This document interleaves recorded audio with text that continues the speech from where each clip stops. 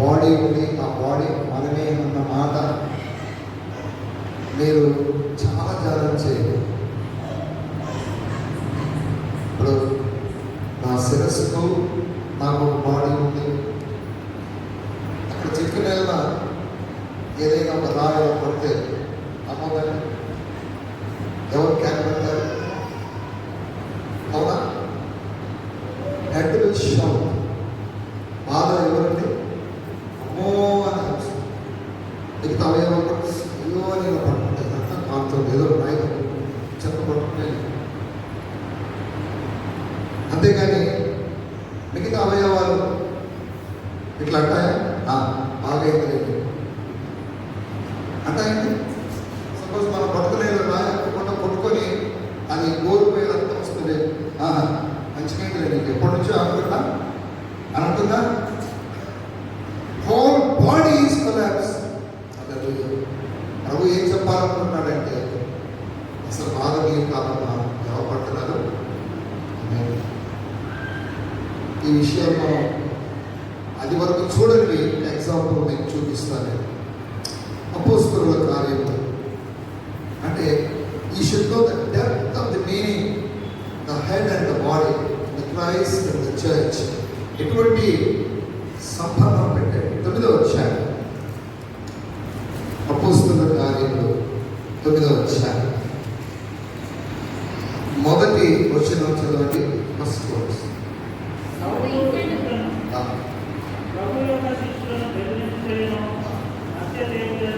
హత్య చేయను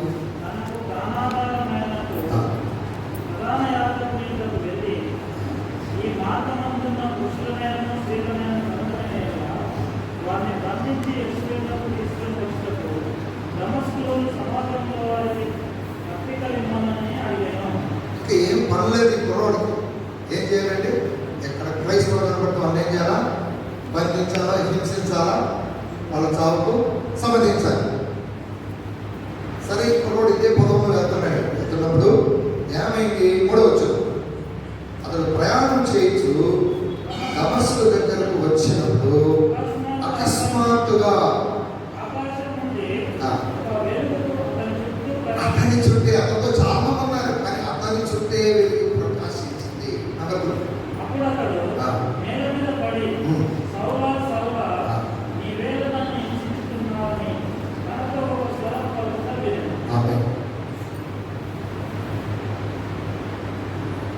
ఈ వాక్యం చదువుతున్నప్పుడు ఎంతమంది నిజంగా నేను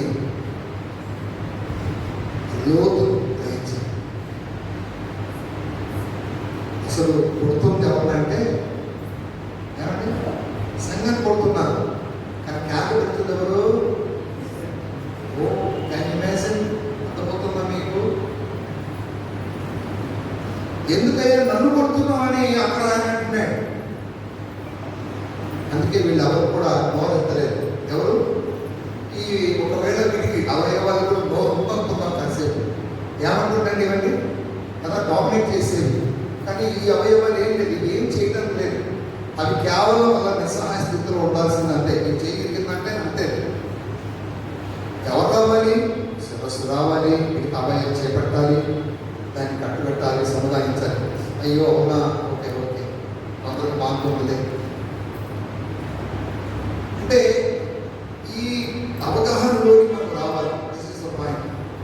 అంటే నేను లేకుండా క్రీస్తు లేడు, క్రీస్తు లేకుండా ఎక్కడి మాట అంటే ఇవ్వండి మాట. చాలాసార్లు మనం అనుకుంటాం ఎక్కడున్నా వేసేదా కదా, బాధ కష్టాలు వచ్చినప్పుడు ఏ ప్రార్థన చేస్తాం కదా, చేసి తీసుకొచ్చేసి అక్కడ ఉన్నాడో వేసుకున్నాడు ఉపాసాలు ఉండి కదమ్మా ప్రార్థన చేయవాడు. మధ్య ఏంటంటే అది నీ భావన అంతే. నువ్వు అనుకుంటున్నావు మంచి అనేది కాదు. ఆయన శరీరంలో నువ్వు ఒక భాగమై ఉన్నావు. హల్లెలూయా, ఆమేన్. దేవుడికి భయపడదు. We are part of the body of Christ. ఇది నువ్వు నీకు అర్థమైనా కాకపోయినా, అందుకే నేనేమంటానంటే చాలా విషయాలు మనకు అర్థం కాదు కానీ నేను చేసి నమ్మండి. మా తప్పతో అదే అన్నాడు యేసు ప్రభు. ఆయన ఏదో చెప్తున్నాడు, ఈయన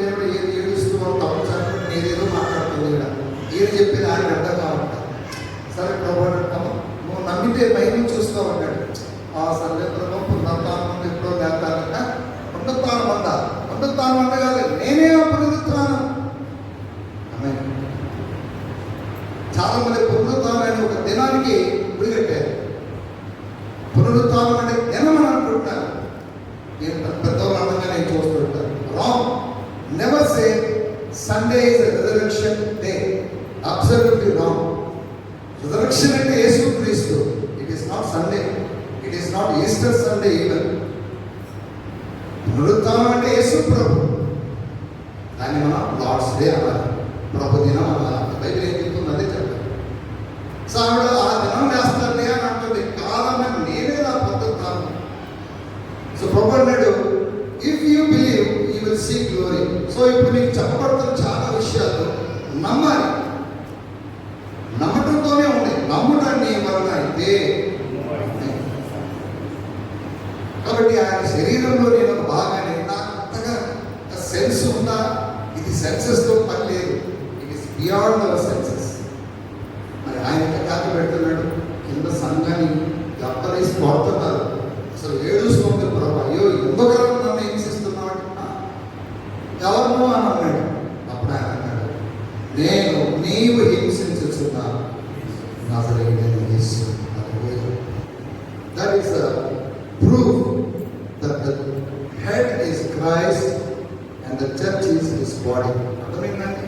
ఈ ఉపమానాన్ని మనం అదే చూడలేదు. సో ఇప్పుడు ఈ ఎగ్జాంపుల్స్ మనకి దీని ద్వారా ఏమవుతుందంటే, అలాగే ఇంకేమన్నాడు, మిమ్మల్ని ముట్టువాడు కానీ నిజంగా కొట్టేటప్పుడు ఏం మర్చిపోతాం కదా. మనల్ని ఎవరో నిందిస్తుంటే ఏం చేస్తామండి? మిమ్మల్ని నిర్ణయించేవాడు నన్ను నిర్ణయిస్తాడు. కానీ మనం ఎక్కువ శరీరం పనిచేస్తుంది కాబట్టి దేవుడికి అవకాశం ఇవ్వం. సో ఈ యొక్క సెషన్స్లో మనం ఏం నేర్చుకుంటున్నామంటే, ప్రభువుకు నాకు ఎంత సంబంధం ఉంది, నేను ప్రభు ఎంత కలిసి ఉన్నాం అనేది మీరు గ్రహించాలనేది ఈ ఉపమానాల యొక్క మనం అందరం కూడా ఆయన శరీరంలో ఏదో ఒక భాగమై ఉన్నాం. అది శరీరం గురించి చూసాం. రెండవది, సంఘము దేవుని ఇల్లు. అంటే దేవుడు నివసించాలనుకుంటాడు. He wants to dwell. అంత ఉంటాడు, మనలో ఉంటాడు. అంత బాగుంది కదా. ఆయన కూడా పరలోకంలో ఉన్నాడు. విశ్వాసం ద్వారా ఎఫెసీలో 4వ అధ్యాయంలో అదే మాట అన్నారు. అంటే ఉదయం నేను చెప్పనివి చూపించని రెఫరెన్సెస్ ఇప్పుడు మనం చూస్తున్నాం. ఎఫెసీ 3వ అధ్యాయము 15వ వచనము చదవండి. శక్తి కలిగి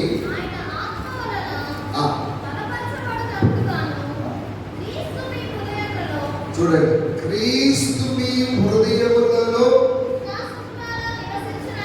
అంతవరకు చాలు. క్రీస్తు మీ హృదయంలో ఎట్లా నివసిస్తాడు? విశ్వాసము ద్వారా నివసిస్తాడు. సో మీరు ఎక్సర్సైజ్ ఎట్లా చేయాలంటే అన్ని అర్థమవుకోవచ్చు. నా ప్రభా నీ వాక్యం చెప్తుంది, నా హృదయం నీ నివాసం. రెండవది, నీవు నాతో ఉన్నావు, నేను నీతో ఉన్నాను. చూడండి, ఫిజికల్గా ఒక మాట చెప్పాను. ఆయన శిరస్సు, మనము ఆయన శరీరం వరకు. ఇప్పుడు స్పిరిట్లో చూద్దాం. కొరింథీ మొదటి పత్రిక 6వ అధ్యాయం 17వ వచనం. 1 Corinthians 6:17.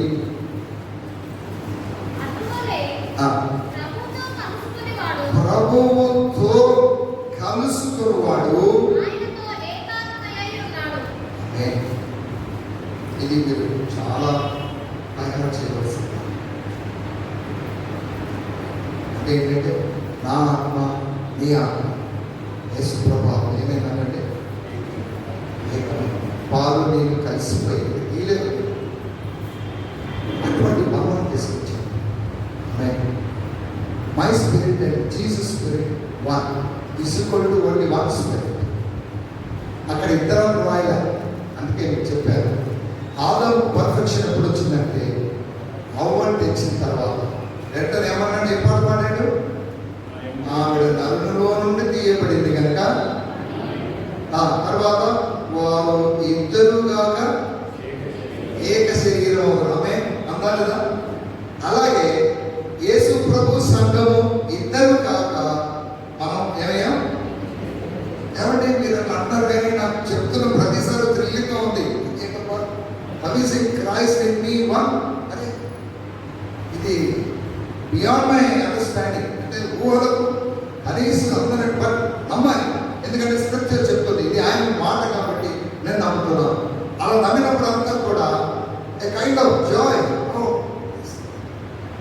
మొన్నటి వరకు అనుకున్నాను, నన్ను వదిలేశాడు, నన్ను ఏకాకి చేశాడు, నాకు ఆశలు వస్తాయి, దిగులు వస్తాయి, కరువు వస్తాయి, కరోనా వస్తే ఎక్కడున్నా వేస్తాయా ఎలా? నో, ఆయన నేను ఒకటే బైబిల్ చెప్తుంది, ప్రభుతో కలుసుకున్నాడు, ఆయనతో ఏక ఆత్మయే. That is the church of Christ. చాలా చాలా అద్భుతమైన విషయాలు. అంటే ఏదో దేవుడు ఏదో మనకు రక్షణ ఇచ్చి పాపక్షమాపణ ఇచ్చి నేను పరలోకం చేస్తాను అనే కాదని, జస్ట్ బిగినింగ్, కేవలం ఆరంభమే. అసలు ఆయన అంటాడు మనం ఏకమై ఉన్నాం. అందుకే ఈ సాంగ్స్ ఎక్కడ అర్థమవుతాయంటే పరమగీతంలో ఉంది. పరమగీతం నా ప్రియుడు ఎటువంటి వాడు. అప్పుడు మిగతా వాళ్ళు అన్నారు ఏంటమని ప్రియ విశేషం ఎప్పుడు చూసినా నా ప్రియుడు నా ప్రియుడు అంటా అంటే అప్పుడు శోభ ఉంది కదా, నా ప్రియ విశేషం అంటే తెలుసా నీకు అని చెప్పి చక్కటి పాట పాడుతుంది. పరమగీతంలో ఉంది. అది మన గురించి కదా, మనం కదా మన ప్రియుడి గురించి పలకాల్సింది. ఓకే, ఇప్పుడు మూడవది మనం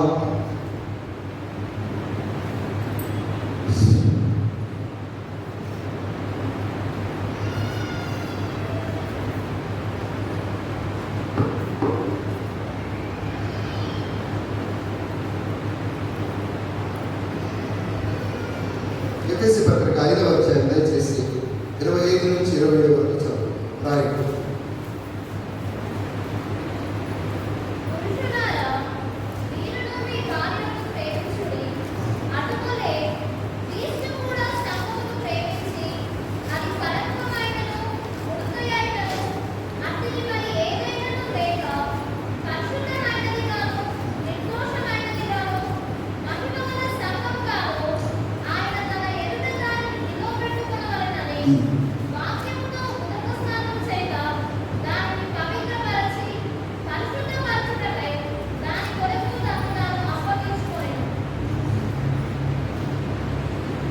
నిర్దోషమైన సంఘం, కళంకం లేని సంఘం,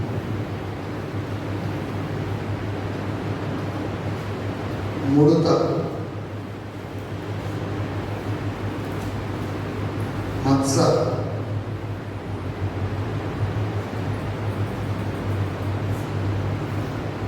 ఈ విధంగా ఉండాలి అని ఆయన ఏం చేశాడంట? తను తాను ఏం చేశాడు? అప్పగించాడు. సో మనం ఏ విధంగా కడగబడుతున్నామంటే ప్రతిరోజు వాక్యం అనే ఉదక స్నానం చేయాలి. ఏమవుతుంది? రోజు మనం ఏమవుతున్నాం అంటే చెప్పండి ఆమె ఎట్లా మనం డ్యూటీస్కి వెళ్తాం, పంటకి వెళ్తాం కదా, ఈవినింగ్ స్నానం చేస్తాం, కొన్నిసార్లు ఉపయోగపడి లేకపోతే, కానీ నెక్స్ట్ డే మాత్రం తప్పనిసరిగా స్నానం చేసుకొని బయటికి రాము. అట్లా దేవుడు తన సంఘాన్ని నిన్ను నన్ను ఏం చేస్తాడంట? ఈ విధంగా ఉండాలి, నిర్దోషమైనదిగా, కలంకం లేనిదిగా, ముడత మత్స లేని సంఘంగా ఉండాలి. అంటే ఇందులో మన కొరకైన ఆయన ఆప్యాయత, మన కొరకైనటువంటి సమీపత్వం, మూడవది మనతో సాంగత్యం. ఈ మూడు మాటలు చాలా ప్రాముఖ్యమైనవి. మొదటిది ఆప్యాయత లేదా అనురాగము,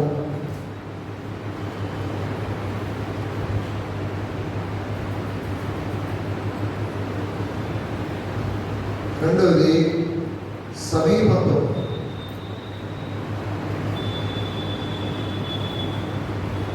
మూడవది సాంగత్యం.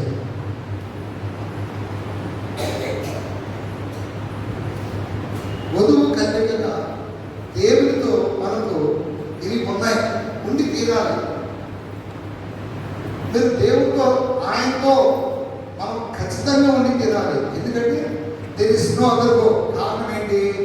మనం రక్షణ పొందినప్పుడు దీనికి రుజువుగా పౌలు ఏమంటాడు? కొరింథీయులకు రాసినటువంటి పత్రిక 11వ అధ్యాయంలో 2 వచనం చదవండి దయచేసి. పౌలు కొరింథీయులకు రాసిన 2వ పత్రిక 11వ అధ్యాయము 2వ వచనం.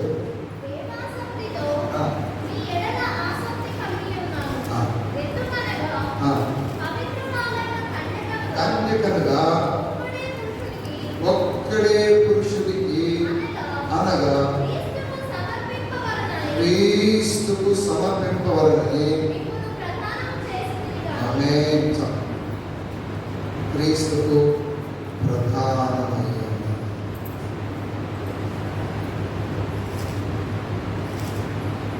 చూడండి 3వ అంశంలో ఈ మాట మీద మనం కొంచెం డెప్త్లోకి వెళ్తాం. మనం ఎవరు చెప్పండి? వాడుక భాషలో చెప్పాలంటే ఏమైపోయింది? క్రీస్తులో మనకు ఎంగేజ్మెంట్ అయిపోయింది. హల్లెలూయా చెప్పండి. ఏమైపోయింది? తర్వాత ఏం జరగాల? ఈ మధ్య కాలంలో ఏం చేస్తారు ఇద్దరు? ఒకటేంటి ఏమి ఎక్కడున్నామండి? మమ్మీ ఉండే వస్తాను ఎక్కడికి దిక్కులా ఇది ఎందుకు? ఆయన కోరతాడు, ఇది బిడ్డలు నాకు ప్రధానమైందిగా. మరి మన మనసు ఎప్పుడు ఉండాలి? ఎవరి మీద? ఎవరి మీదమ్మా? But natural. ఇక వేరే ఉండగలరు. చాలా పురుషులు వస్తారు, కానీ వాళ్ళందరూ అమ్మాయి ఉంటుంది. హాయ్ హాయ్ ఎందుకు? I'm busy.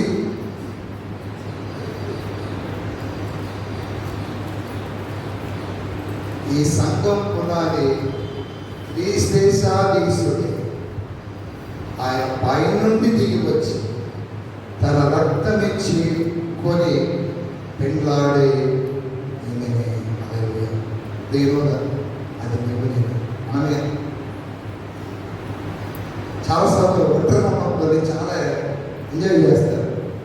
ఒకటి అడుగుతాడు, బాబు ఏమన్నా ప్రభా అంతగా అంత వెలపెట్టి మన యొక్క సీని ఏమన్నా కాదు అనుకుంటాను. ఉన్నారు కదా కొంచెం అవునమ్మా, అమ్మానం చందం, తెలివి, జ్ఞానము, ప్రపంచ వీరుడు ఇట్లా ఉంటాయి.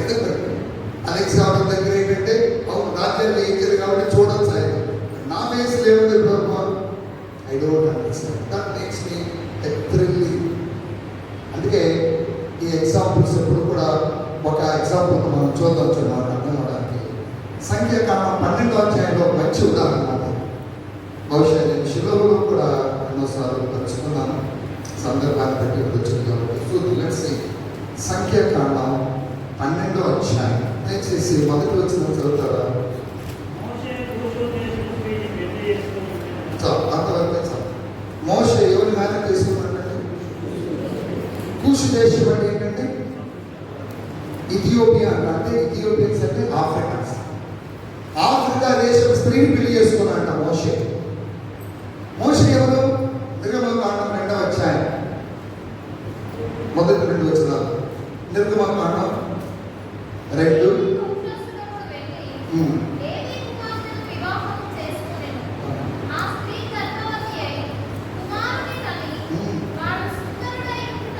చాలు. అతడు సుందరుడు.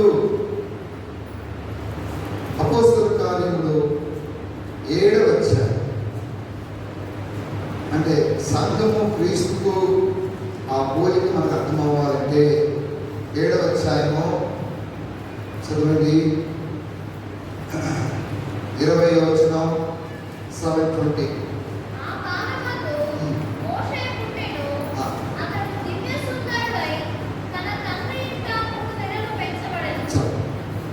సుందరుడు, దివ్య సుందరుడు.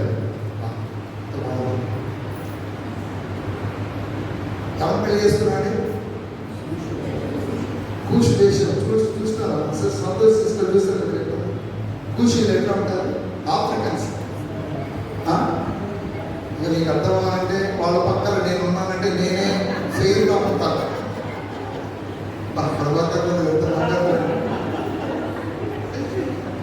ఇప్పుడు వాళ్ళ పక్కన నాకు పెట్టారనుకోండి, నన్ను తప్పకుండా ఏమంటలేదు, జాన్మోహన్ గారు చాలా ఫెయిల్గా ఉన్నది అంటారు. అని చెప్పాలి. అంత మళ్ళీ ఉంటాయి. అంటే సరే మ్యారేజ్ అయిపోయింది. ఇప్పుడు వీళ్ళిద్దరు వెళ్తున్నారు అనుకోండి వీధిలో. మోషే కృషి చేసినప్పుడు స్త్రీ ఇట్లా చేయాలి, అంతేగా కొత్త పెళ్ళి అయినప్పుడు ఇట్లా వెళ్తున్నప్పుడు ఆవిడ హావభావాలు ఎలా ఉండొచ్చు? అందరు ఇటు చూస్తారు జనాలు. ఆమెని ఇట్లా చూస్తున్నప్పుడు ఈవిడ యొక్క ఆలోచన ఎట్లా ఉంటుంది? పక్కనేంటండి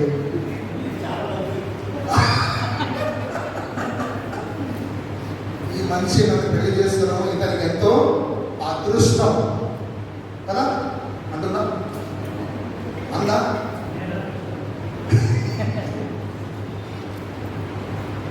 లేదా అర్థం వెళ్ళినప్పుడంతా కూడా ఏమనుకుంటుంది కూడా అర్థం దగ్గరికి నిల్చోలే.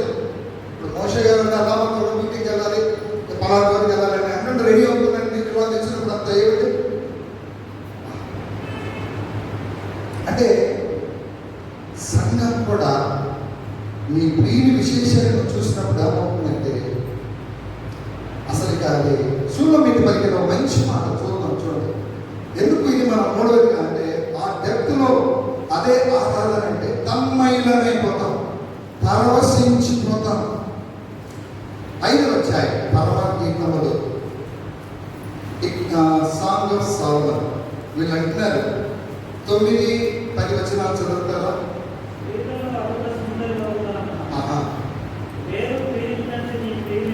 ఏంటమ్మా నీ ప్రియుని విశేషం ఏంటి?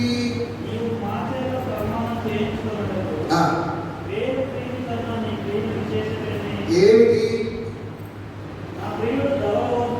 ఇంకా మొదలు పెట్టింది. నా ప్రియుడు ఎవరో తెలుసా? ధవళవర్ణుడు, రత్నవర్ణుడు. ఈజీగా 10,000 మంది ఉన్నారంటే ఇగో అక్కడ ఉన్నాడు మా 10,000 మందిలో సులువుగా గుర్తించదగిన సౌందర్యవతుడు, అతి సౌందర్యవతుడు. సంఘానికి ఉండవలసినటువంటి ఏమంటే సంఘానికి ఉండవలసినటువంటి క్రీస్తుతో మన ఎడల ఆయన కనపరిచిన అనురాగము, ఆప్యాయత, సమీపత్వము, సాంగత్యము చాలా రమ్యమైనది. ఇలా ఆలోచించుకుంటూ పోతే ఏమవుతుందంటే అప్పుడు ఈవినింగ్ అయిపోయిందా, లేదా అప్పుడు మార్నింగ్ అయిపోయిందా? ఎందుకంటే ఒకసారి అలాగే ఆయనతో ఉన్నారు. ఆయన ఇలా మాట్లాడుకుంటూ పోతుంటే బైబిల్ చెప్తుంది 3 రోజులు గడిచిపోయాడు. 3 రోజులు అయిపోయిందా అంటే వాళ్ళకి ఏం మర్చిపోయారు? పగలి తెలీదు, రాత్రి తెలీదు, ఆకలి తెలీదు, దప్పిక తెలీదు, అంత మాయ మర్చిపోయారు. ఏంటి? నా ప్రియుని నోరు అతి మధురము, నా ప్రియుడు అతి కాంక్షణీయుడు, అతని పెదవుల మీద దయారసము పోయబడి. So this is the song. ఈ భూమి మీద మనకున్న ఒక థ్రిల్లింగ్ ఏంటంటే ప్రతిరోజు ఒక థ్రిల్లింగ్గా ఉండాలి. నా ప్రియుని ఎప్పుడు నేను చూస్తాను, నా ప్రియుని ఎప్పుడు కలుసుకుంటాను. ఉందా ప్రశ్న? నీ ప్రియుడిని కొంత అంతగా చెల్లించి రక్తం ఇచ్చి నిన్ను కొని నీ పెళ్లి చేసుకుని నీకు ఒక అష్యూరెన్స్ ఇచ్చాడు. ఇక మన మనసు ఎక్కడ ఉండాలి కాబట్టి అంటే మనం అంత వెలగలిగిన అయిన వాళ్ళం. ఆమె so precious that God has give his very life. This is the kind of attitude. ఇది మనలో ఆరాధనలో నడిపిస్తుంది. ఈ వైఖరి మన ప్రియుడి పక్షాన ఎంత అద్భుతంగా ఉండి తీరాలి అంటే మన ప్రియుడు కూడా ఏం కోరుతారంటే ఒకరోజు మనము పరలోకంలో ఉన్నప్పుడు ఎటువంటి వారు ఉండాలి అని కోరుతున్నాడు. ప్రకటన గ్రంథంలో ఒక మాట మనం చూద్దాం. బుక్ ఆఫ్ రెవల్యూషన్స్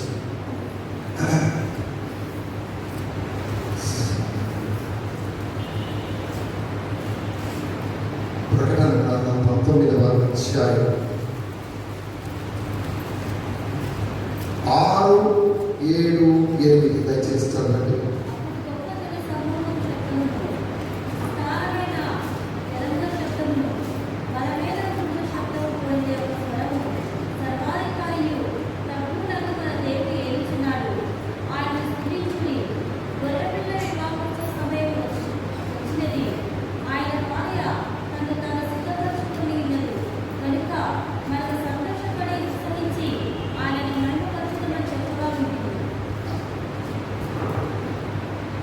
ఎనిమిదవ వచనం ఉంది.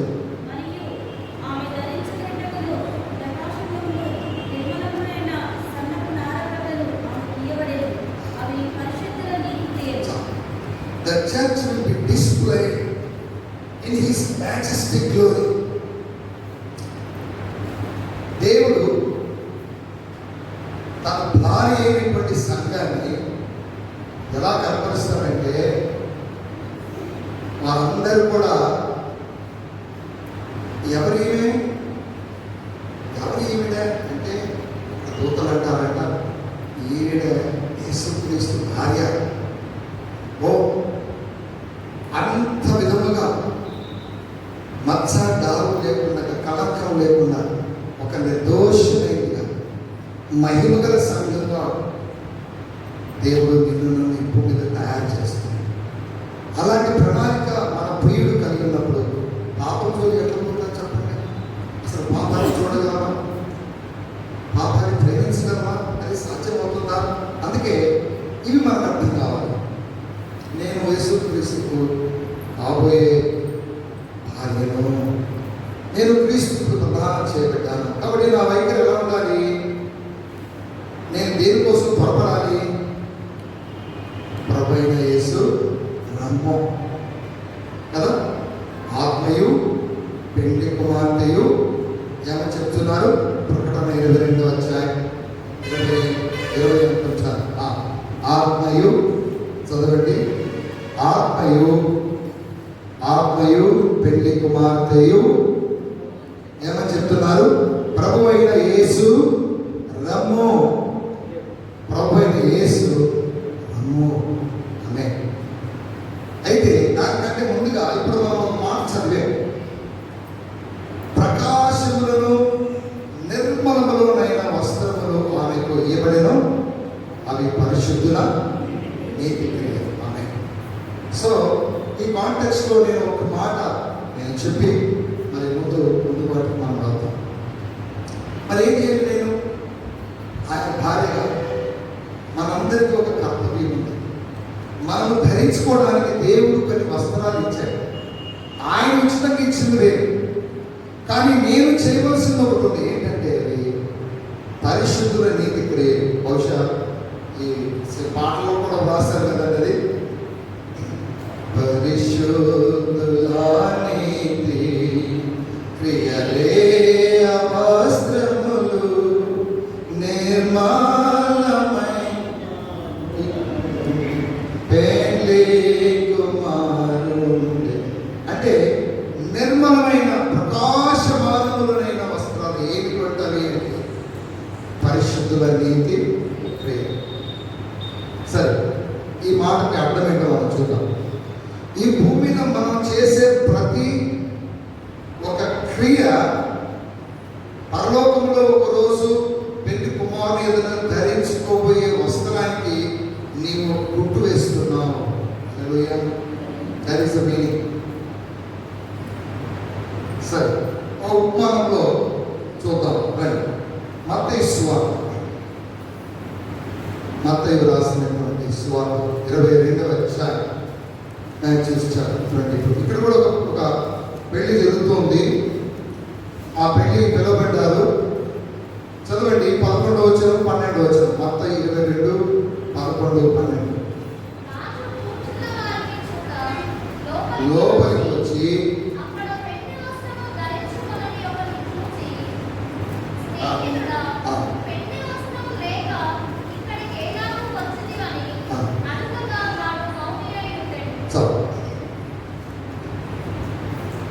జనరల్గా మనకు తెలిసింది ఏంటంటే రక్షణ వస్త్రాలు, నీతి వస్త్రము, ఉల్లాస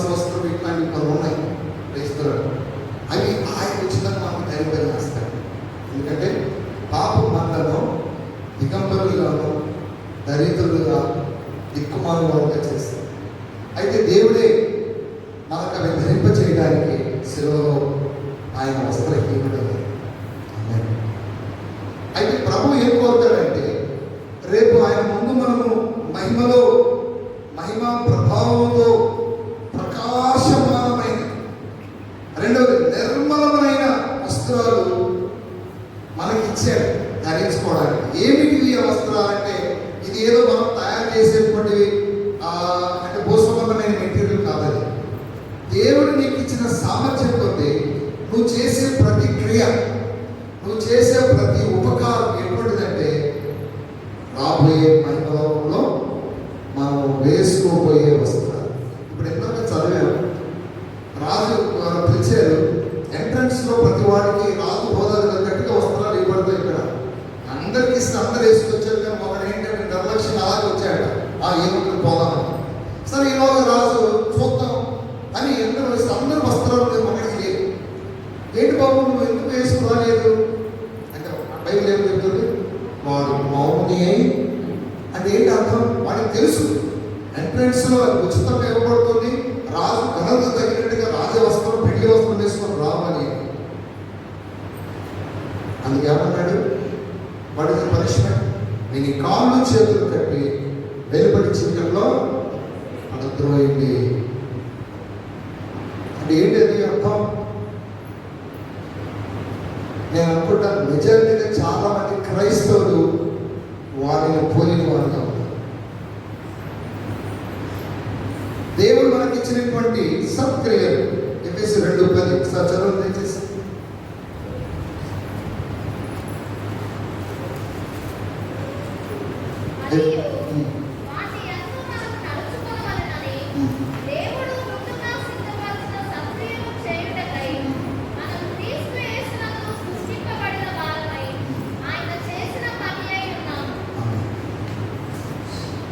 దేవుడు ముందుగా సిద్ధపరిచిన సత్క్రియలు అంటే ఇవి మనం చేసే క్రియలు కాదు, మనలో మన ద్వారా పరిశుద్ధాత్ముడు చేసే క్రియలు.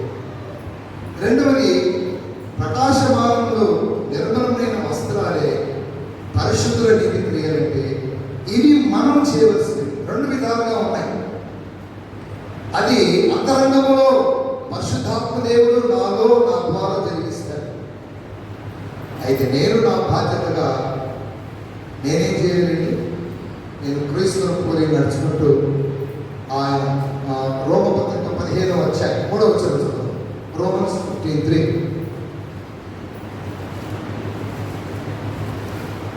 ఉపకార ధర్మంలో మంచి ఎగ్జాంపుల్ అన్నమాట. క్రీస్తు కూడా ఆమేన్ నిన్ను నిందించు వారి నిందనని యాజ్ ఎ చర్చ్ మనం సంతోష పెట్టుకోవడం కారణం సంఘం అనే బతుకని ఏంటంటే క్రీస్తు పేరట క్రీస్తు నామములో నువ్వు చేసే ప్రతి క్రియ ఏంటంటే రాబోయే దినాల్లో మహిమలోకంలో నువ్వు ధరించుకోబోయే వస్త్రాలు. చాలా మందికి అవకాశం ఉందో చేయరు అంటే వాళ్ళు ఏమనుకుంటారంటే, అమ్మో నేనేమైనా ఇస్తే నాకు తగ్గిపోతేమో, నేనేమైనా చేస్తే నాకు నష్టం అవుతామని. నో నో నో నో బహుశా ఈ మర్మం మనకు తెలిస్తే ఉపకార ధర్మం చేయడం మనం ఎప్పుడు మర్చిపోలేము. కాబట్టి మూడవదిగా మనం ఏం చూసామంటే సంఘము వధువుతో పోల్చబడింది. మరి వధువు యొక్క చివరి గమ్యస్థానము మరి మనం దరి చేరడము ఏమిటి అనేది అర్థం కావడానికి ఆదికాండము 24వ అధ్యాయంలో ఆ సన్నివేశాన్ని ఒకసారి చదివి ఇక తదుపరి మన అంశంలోకి వెళ్తాం.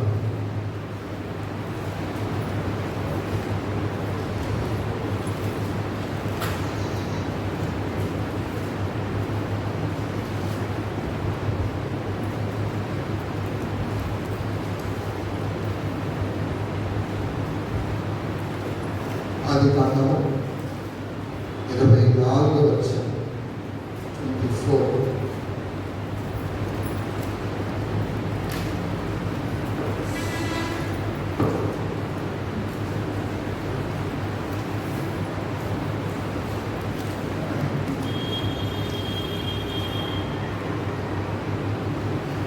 52, 53 చదువు దయచేసి. అబ్రహాము సేవకుడు వారి మాటలు విని యెహోవాకు సాష్టాంగ నమస్కారం చేసెను. తరువాత ఆ సేవకుడు వెండి నగలు, బంగారు నగలు, వస్త్రములు తీసి విక్రాంకు ఇచ్చెను. మరియు అతడు ఆమె సహోదరునికి తల్లికి విలువగల వస్తువులు ఇచ్చెను. అతడును అతనితో కూడా ఉన్న మనుషులను అన్నపాత్రలు పుచ్చుకొని అక్కడ ఆ రాత్రంతయు నుండి ఉదయమున వారు లేచినప్పుడు అతడు నా యజమానుని యొద్దకు నన్ను పంపించుడని చెప్పగా ఆమె సహోదరుడును ఆమె తల్లియు ఈ చిన్నదాన్ని 10 దినములైనను మా యొద్ద ఉండనివ్వు, ఆ తరువాత ఆమె వెళ్ళవచ్చునన్నది. అప్పుడు అతడు యెహోవా నా ప్రయాణము సఫలం చేసిన కనుక నాకు ప్రభువు కానీయంగా నన్ను పంపించుడి, నా యజమానుని యొద్దకు వెళ్ళెదనని చెప్పినప్పుడు నన్ను కలవ చేయదు, ఎందుకంటే వచ్చిన కార్యం అయిపోయింది. ఏంటది? ఏంటది? నా యజమానుని కుమారునికి దేవుడు నిర్ణయించిన భార్య ఈమె. ఇప్పుడు ఎలియాజరు నన్ను పంపించమంటే అర్థం ఏంటి? నన్ను పంపించమంటే ఈ అమ్మాయిని కూడా నేను తీసుకొని వెళ్తాను. అంత ఖచ్చితంగా ఎలియాజరు ఎట్లా చెప్పగలిగాడు? How he could say. రెండోది, నా ప్రయాణం సఫలమైపోయింది, దేవుడు నా కార్యం సఫలం చేశాడు, కాబట్టి దేవుడు నిర్ణయించిన ఇవన్నీ తీసుకుని వెళ్ళిపోతాను అంటే లాభం అంటున్నాడు. అప్పుడే ఏంటంటే ఒక 10 రోజులలో ఉన్నాయండి. నో నో నో నో వెళ్ళిపోవాలి. అంటే సరే, వాళ్ళిద్దరి మధ్య చాలా తర్జన భర్జన జరిగిందచ్చు. ఏమని ఉన్నేంటి ఎలా వస్తుందండి మా అమ్మాయికి అంటే ఎలియాజరు అంటే నథింగ్, తడవు చేయడానికి పదాలు చాలా డెప్త్తో కూడుకున్నాయి. This no more delay. అంటే ఎలియాజరుకు ఖచ్చితమైనటువంటి కాన్ఫిడెన్స్ ఎలా వచ్చింది అని మిమ్మల్ని అడుగుతున్నాను. ఒకవేళ లాభంతో లేదా లాభాన్ని అన్నా కూడా మరి మా అమ్మాయిని అడుగుతాం అని అన్నానేమో. ఎలియాజరుకి ఏం తెలుసు? ఖచ్చితంగా తాను మాతో వస్తుంది. ఇప్పుడు 57 వచనంలో చూడండి. సరే, ఇప్పుడు అమ్మాయిని పిలిపించి అడిగారు ఉందామాట. వారు ఆ చిన్నదాన్ని పిలుద్దాం, ఆమె ఏమంటుందో అంటే ఆ పదం ఏమని జ్ఞాపకం చేస్తుంది? ఇద్దరి మధ్య ఏం జరిగింది? వాదోపదులే కదా. చూడండి, మీకు అర్థమైందా? అట్లా మర్మంగా ఉందన్నమాట. అంటే వీళ్ళిద్దరి మధ్య, లాభాలు ఎలియాజరు మధ్య ఏం జరిగింది? ఎలియాజరు అంటాడు నో వెళ్ళిపోవాల్సిందే అని. అంటే లాభాలు అన్నాడు. లాభాలు ఏమంటే ఆవిడ మా చెల్లి కదా, అంత సులువు నీకు వస్తుంది ఏంటి, సరే అడుగుదామా అని అన్నాడేమో. పిలిపించారు, చదవండి ఆ మాట. అప్పుడు ఆ చిన్నదాన్ని పిలిపించి రిబ్కాను పిలిచి హల్లెలూయా ఏమంటున్నారు వాడు? అప్పుడు వాళ్ళ నమ్మకం ఏంటంటే ఖచ్చితంగా ఏమంటది? అంత ఎంత అప్పుడు ఎంత పోతాను నాన్న, మిమ్మల్ని కాదని పోతారా అంతదని అనుకొని ఏమన్నారండి? తర్వాత ఏమనండి? ఎట్లా చెప్పింది? ఇప్పుడు ఎవరు గొప్ప? ఈయన నిన్న వచ్చాడు ఎలియాజరు, కానీ ఆవిడ ఎలా చెప్పగలిగింది? దర్శనం వచ్చిందా? అది మీరు ఇందా చెప్పారు కానీ మీరు మర్చిపోయారు. అందుకే మీరు చెప్తారో లేదో అనుకున్నాను కానీ మీరు ఎవరు చెప్పలేకపోయారు. ఇప్పుడు ఆ వాక్యం చూడండి, 53వ వచనము.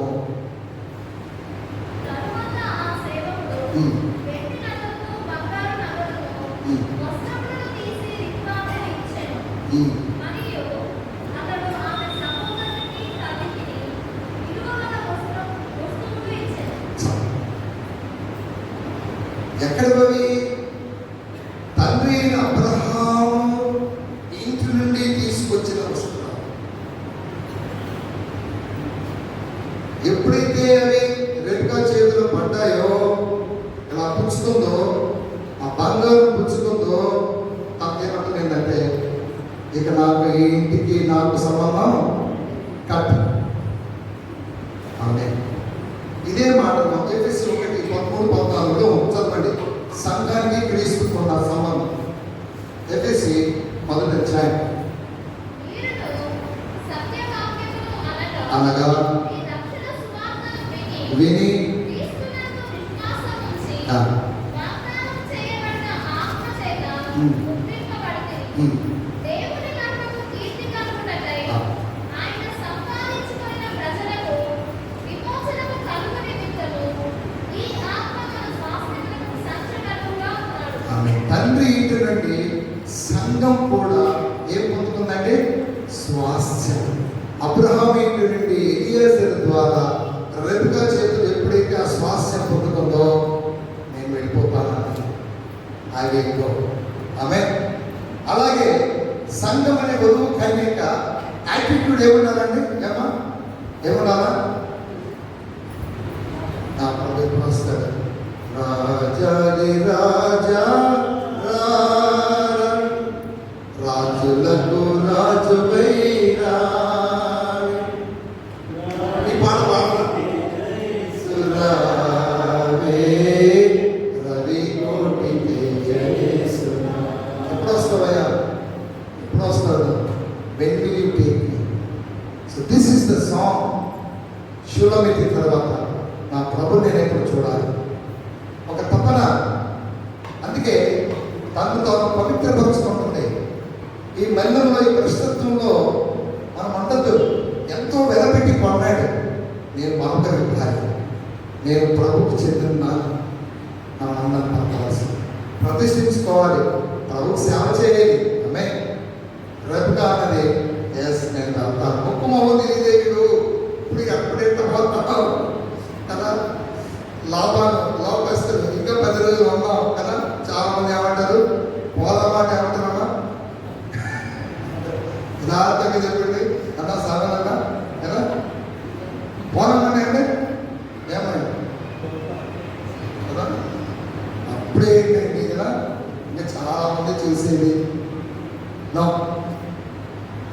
ఎప్పుడైతే స్వాస్థ్యం పొందుకున్నామో, అందుకే అది భయానక సంచకరంగా దేవుడు ఇచ్చాడు కదా. సో మన వైఖరి, మన ఆలోచన మన ప్రియుడి మీదనే. సో ఈ మూడు పోలికలు సంఘానికి వచ్చి చాలా అద్భుతమైనవి. Bride, we are the bride. కాబట్టి మనం ఎవరికి, లోకానికి, పాపానికి ఎక్కడ కూడా తావు ఇవ్వడానికి లేదు. మన ఆలోచన, మన వైఖరి, ఇదిగో నాకు స్వాస్థ్యం ఇచ్చాడు, ఆ స్వాస్థ్యాన్ని బట్టి రోజు నా ప్రియుడి కొరకు నేను కనిపెట్టుకుంటాను. ఆమె హల్లెలూయా. ఇప్పుడు మరొక శిష్యులో మనం వెళ్తాం.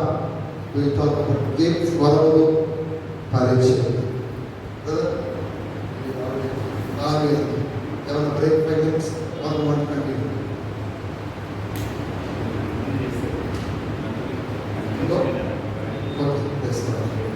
మంచిది. ఇప్పుడు మరొక ప్రాముఖ్యమైనటువంటి అంశానికి వచ్చేస్తున్నాం.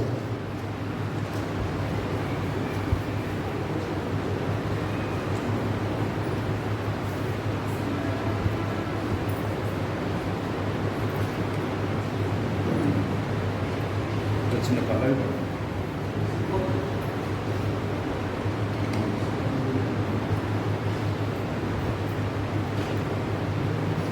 మనందరం లేచి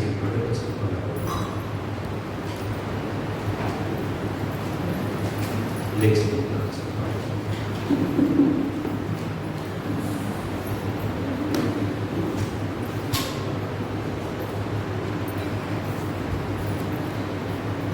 ఈ సంఘం పునాది క్రీస్తే సాదేశుడు. లేచి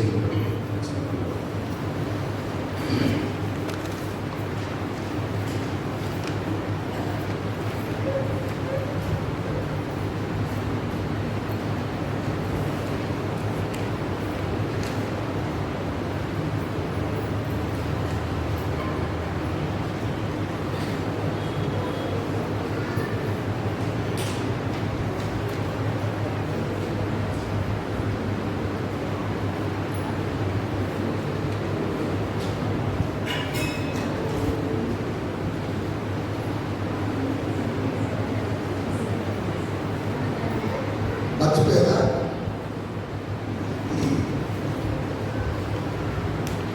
ఈ సంగం పునాది క్రీస్తే సారీశుడే దక్కించే యేసుని వాకాబులెట్టించే పైనుండి వచ్చి యేసు పెళ్ళాడేని కోరుచు రక్తమిచ్చి కోనేని కన్యాని ఒక్కడే దేవుడిందు ఒక్కటే మార్గము ఒక్కటే జన్మమిందు ఒక్కటే సత్యము ఒక్క ప్రసాదమిందు ఒక్క కష్టములే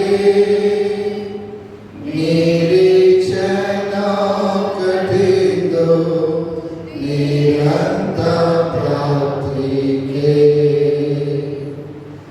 అసత్య మార్గం నానేకు వినం విభాగమైశ్రమము విశేషమందిరం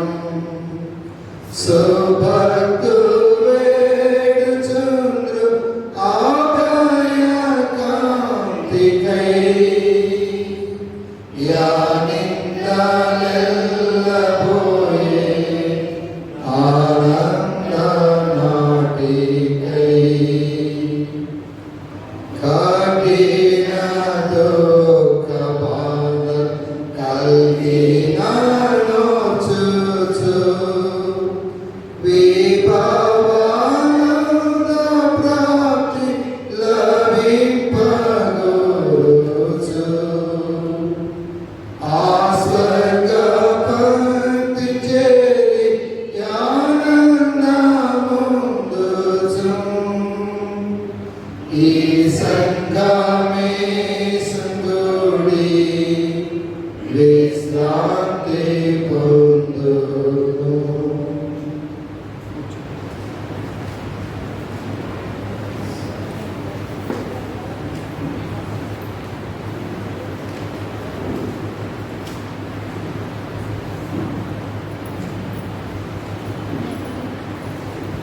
మనం ఇంతవరకు దేవుడు మన మీద ఆయన చూపిన ఆయన చేసిన ఆ కార్యాలు ఆయన సంకల్పం ఎంత గొప్పదో చూడండి. చాలా చాలా అద్భుతమైనది, రమ్యమైనది, వర్ణనాతీతమైనది. మన మనసును దోచిన వాడు ఆయన ప్రేమించారు. సో ఈ విషయాలన్నీ కూడా మనం కలపోయాయి. ఇంటికి వెళ్ళి వారు నన్ను ప్రేమించే వ్యక్తున్నారు. లోపల అసహించుకుంటారు. నన్ను ఎవరు ఇష్టపడరు కదా. అంటే ఏమంటారు? వేస్తారు కదా. దానికి పనికిరాదు. పిల్లలు ఊరిక తింటది పడుకుంటుంది, కనీసం చీపురు కూడా ఉంటుంది. అర్థం కావదు. ఇక్కడ కాదు అంటుంటారు కదా. ఒకవేళ మిమ్మల్ని అన్నా కూడా నన్ను ప్రేమించే ప్రభువు అనేది ఆ మాట మన హృదయాలు చాలా తృప్తినిస్తుంది. Gives us tremendous strength and protection, gives us a lot of encouragement in the midst of trials and troubles. అలా అనేక ప్రజల మధ్య ఉంటాము. రకరకాల ప్రజలు చీర బాగుంటాడు, గెటర్ అంటాడు, ఇంకో రకరకాల ఏదేదో అంటుంటారు. సరే పర్వాలేదు, ఎన్ని అన్నా కూడా there is a man who loves me in spite of all my defects. నా వైఫల్యాలు అన్ని failures but Jesus says I love you, నేను నిన్ను ప్రేమిస్తున్నాను. ఆయన ప్రేమ శాశ్వతమైనది.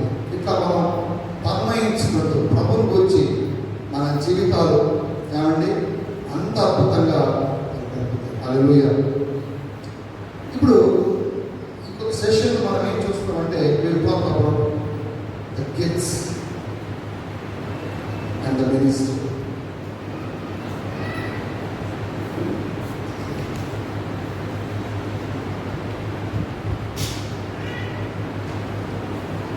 వరములు పరిచయం.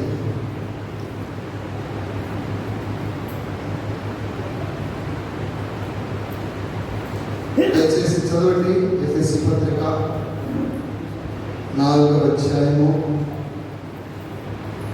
12వ వచనం నుండి. ఎఫెసీ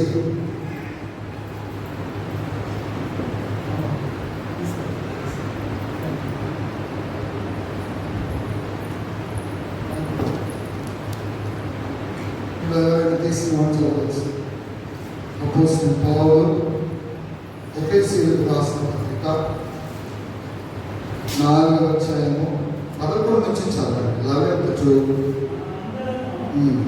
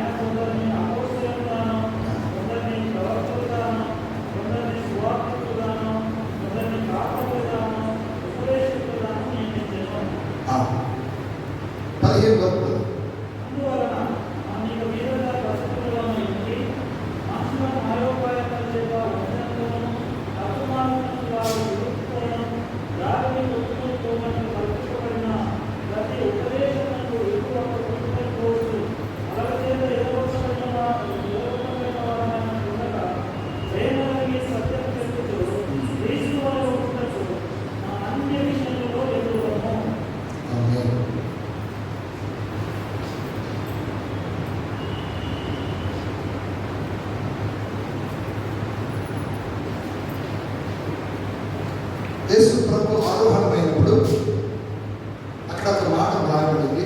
దయచేసి 9వ వచనం నుంచి కూడా చదవండి. 9th verse.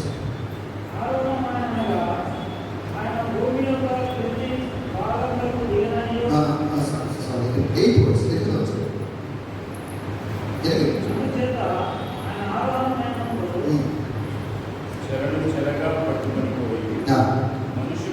మనుష్యులకు ఈవులను అని చెప్పబడి ఉన్నది.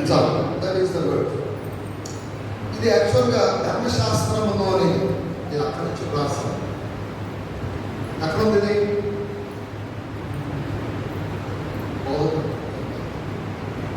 68వ కీర్తనలో 18వ వచనం చదవండి ఒకసారి. కీర్తనలు 68, 18.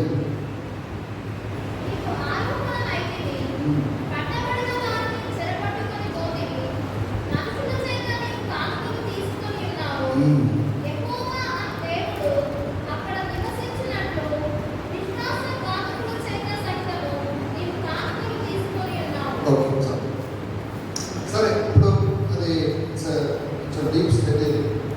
మనకి కాంటెక్స్ట్ సంబంధించి దేవుడు సంఘాన్ని నిర్మించి సంఘంలో 3 విధాల పోలికలకు పోల్చి తర్వాత ఏం చేశాడంటే సంఘానికి పరిచర్య పెట్టాడు. తర్వాత వరములు ఇచ్చాడు. జనరల్గా మనకున్న ఆలోచన ఏంటంటే గిఫ్ట్స్ వరములు అనగానే ఏమనుకుంటాం, ఏం ఆలోచన వస్తుంది? గిఫ్ట్ అనగానే సంథింగ్, ఒక ఎబిలిటీ, ఒక సామర్థ్యం అని అనుకుంటాం. అంటే ఇక్కడ న్యాచురల్ గిఫ్ట్స్ కూడా ఉన్నాయి, స్వాభావికమైన వరాలు ఉన్నాయి. స్వాభావికమైన వరం.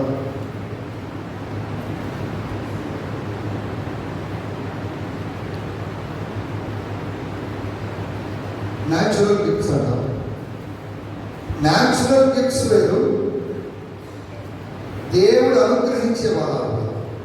God given gifts are different. Natural gifts ఉపయోగించి దేవుని సంఘంలో పనిచేస్తానంటే కుదరదు. నో,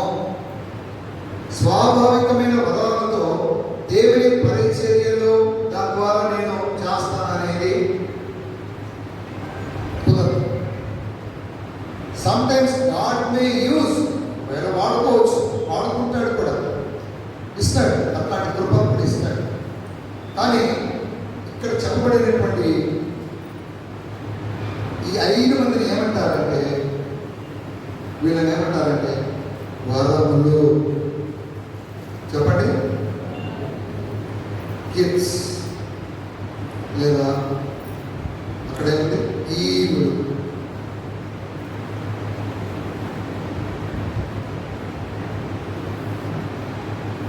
అందుకే నేను చెప్పాను కొన్నిసార్లు, బహుశా ఇవాళ చెప్తున్నారు కొందరికి అంటే ఇదేంటి ఎలా ఉంది, ఇదేంటి పక్కపదుగా అని అనుకోవచ్చు.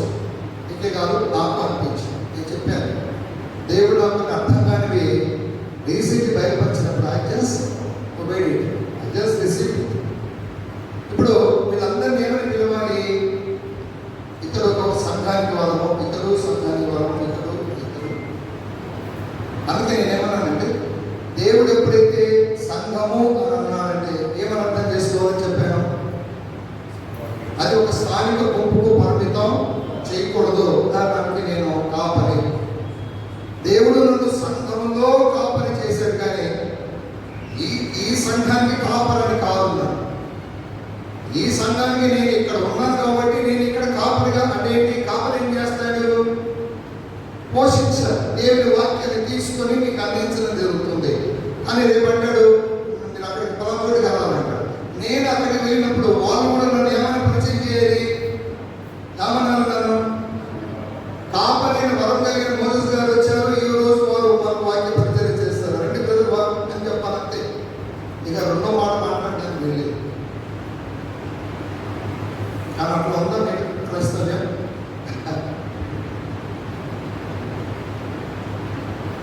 వ్యవహారం చెడిపోయింది. చాలా చాలా దీన్ని మళ్ళా మొదటి స్థాయి కావాలంటే ఎంత కష్టం చూడండి కదండి. ఇట్లా ఎంతమందికి ఎన్ని సెమినార్లు పెట్టి అది ఎంతగా తెలియచేయాలి. సో వీళ్ళ బైబిల్ ఏమంటుంది? వీళ్ళే ఆ ఈవులు, అపోస్తలులు, ప్రవక్తలు. వీళ్ళిద్దరు ఏమంటారంటే పునాది వరములు. ఇంగ్లీష్లో ఫౌండేషనల్ గిఫ్ట్స్ అంటాం.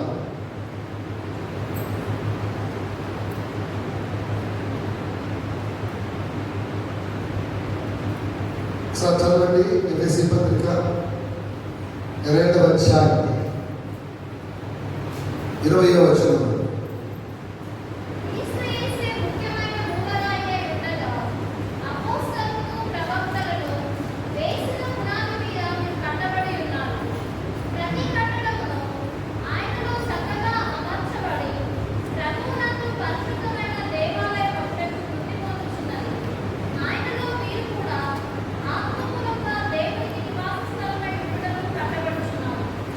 సంఘమును నిర్మించడానికి దేవుడు అపోస్తలులను వాడుకున్నాడు.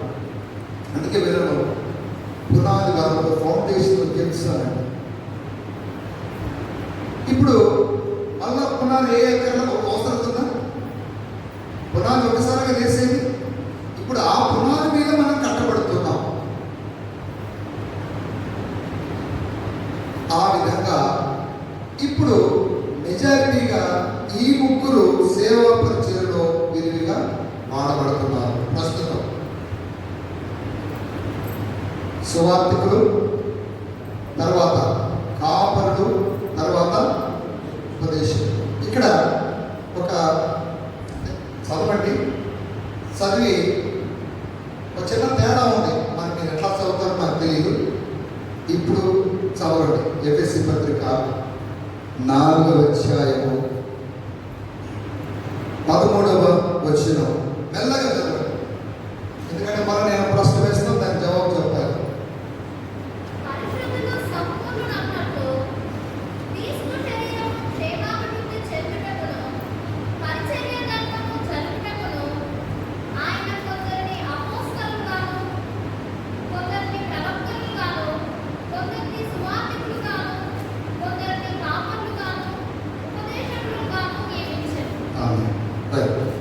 బ్రదర్స్, కొందరిని కాపాడుగాను దగ్గర కొందరు ఉపదేశకులుగాను లేదు. లాస్ట్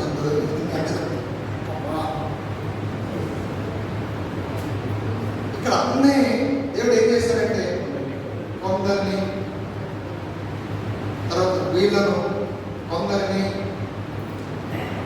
అలాగే సువార్థికులు కొందరిని, ఆ తర్వాత కాపరుడు కొందరిని, కానీ దాని తర్వాత ఏం లేదు